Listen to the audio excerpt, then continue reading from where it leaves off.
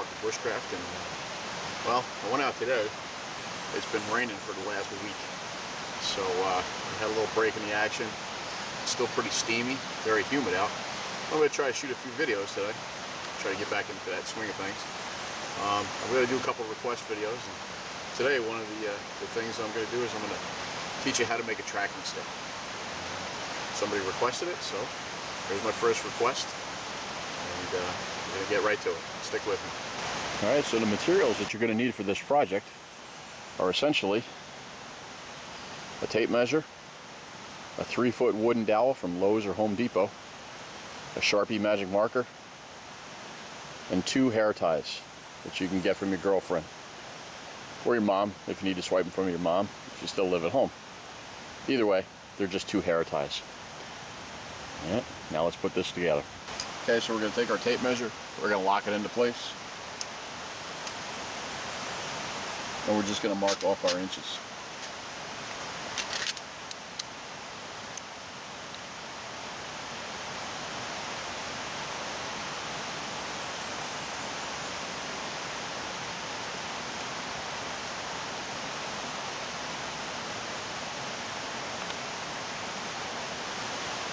Once we've marked off our inches, you just label them.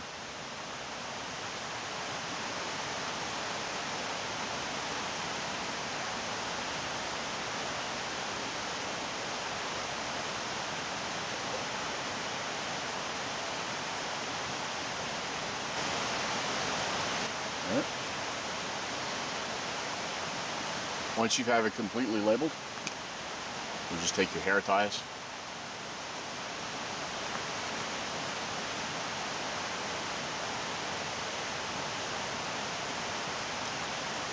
put them on.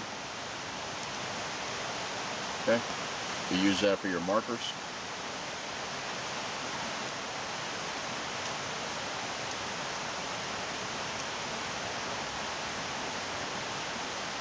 And there you go. Okay, so that's how you make a tracking stick. But why would you make a tracking stick? Well, a tracking stick will help you get from your last seen track in case you lose spoor. Right? It'll help you locate a general direction on where that track should be. Right? So if you measure from this track here and it measures out to the next track being 18 inches, or if you measure out to that same track, which you should do for animals, all right, it may be 36 inches away. All right? So within that, so when you look for that footprint or that track, it's going to be somewhere in the neighborhood of 36 inches, depending on his gait, whether or not he changed his gait. He may have gone from a walk to a trot. He may have gone directly into a gallop. You don't know this yet, because you're still in the mode of taking measurements as you're going along. All right? Now, that'll be for another lesson further down the road. But right now, there's a sandbar that's behind me that actually I use for a spoor pit. I've seen coyote tracks, I've seen fox tracks, I've seen deer tracks, I've seen fisher tracks. All right, let's see what we can find today. It has been raining for the last week. Maybe there'll be something there. Hold on. Okay, so we're in the spoor pit, my sandbar here, and right here at the end of the tracking stick, there is a track. There's another track here. There's a third track here. And there is a 4th track all the way over here to the left at the end of the stick. Alright, maybe a little difficult to see. Alright, I'm going to lay the tracking stick down and show you how we use this.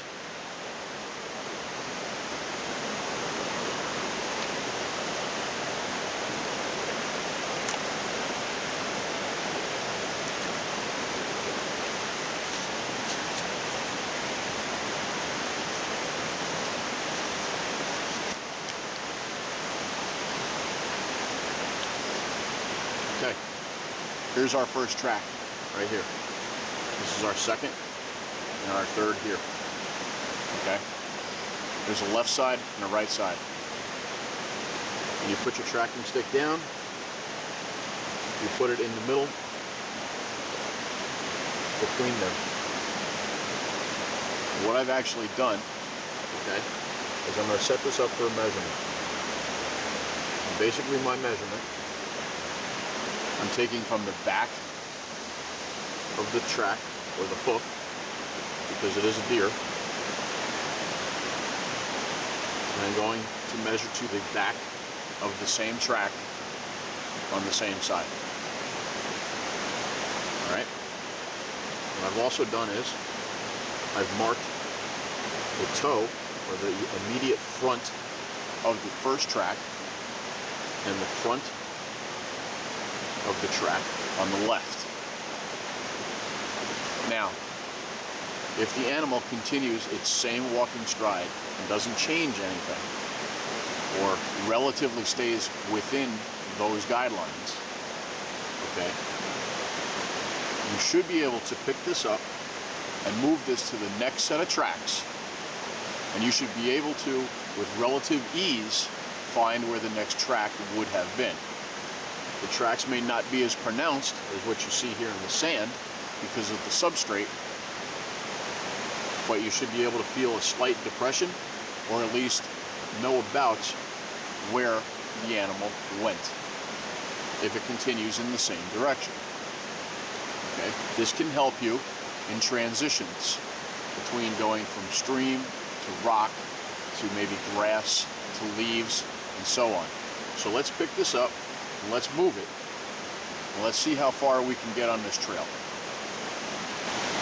Okay, we've gotten to the next set of tracks, and again I have measured from the rear, which is here, to the front,